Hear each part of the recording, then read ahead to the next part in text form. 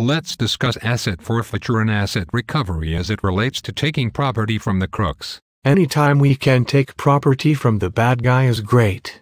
There are so many crooks out there that are taking money. Is there any way to stop this? You bet, Phil.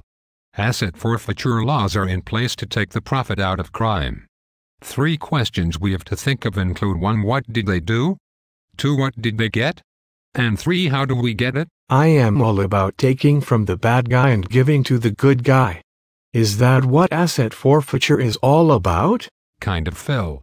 The objective is to take all the ill-gotten gains from the crooks who have benefited from the criminal act and returning it to its rightful owner. Return to the owners, huh? Are these victims, Bob? Yes. Victims should have the first sweep on any recoveries.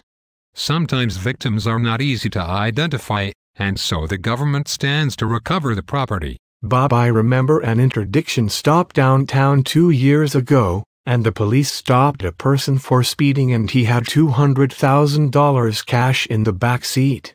The driver said he did not know anything about it. Where does that money go, Bob? Probably right to your evidence room for safekeeping. If the driver said he didn't know anything about it, and you checked him out and all, there is a chance a portion of that money could be shared with your department and used for specific purposes. Let's talk about why it is important to take assets like this cash from the bad guys. I know there are certain crimes like money laundering that can be used to take the profit out of crime. What about if we charged someone with material support of terrorism? Would this crime be a catalyst for taking property? Absolutely, Phil. You are getting the point. Think forfeiture while you do your investigations and all types of possibilities open.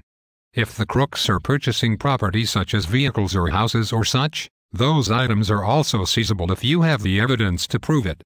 Working with the federal authorities to include the prosecutors can make this happen. Forfeiture is a punishment, isn't it, Bob? You bet. Why should the crooks keep the monies they stole or gained illegally?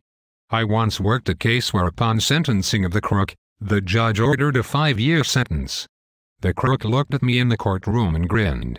The judge then ordered the crook pay back $5 million that he stole, and the crook fainted in the courtroom. So in that case, the crook was willing to go to jail for 5 years as long as he could keep his stolen money. I am glad there are laws out there that keep the crooks from keeping the monies. Forfeiture laws have changed, but every case needs a suspicious unlawful activity to attach it to.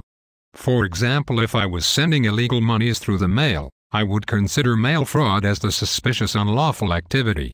If I was sending monies electronically overseas to support terrorist groups, I would consider wire fraud as the suspicious unlawful activity. I get it, Phil. What can you seize if you have the suspicious unlawful activity? One can seize in accordance with federal forfeiture laws, proceeds of the crime, property involved in money laundering and property facilitating a crime. For example, a vehicle used to transport drugs. Do you think it could be seized? It would seem to me that it could. What if it is an old vehicle that has little value? Good point, Phil. There are threshold amounts out there that need to be met. A beat-up truck worth $300 would not be worth the effort of seizing. One would probably want to locate and identify all the assets belonging to the crook, wouldn't they? Thoughts is the first step in asset forfeiture or asset recovery, as some would call it. Excellent point. This course we are teaching will involve 8 units of instruction with discussion questions and quizzes. It is important you listen and keep focused on the presentations, so you all can get through this course. Let's go to the presenter now and he will give us more detail.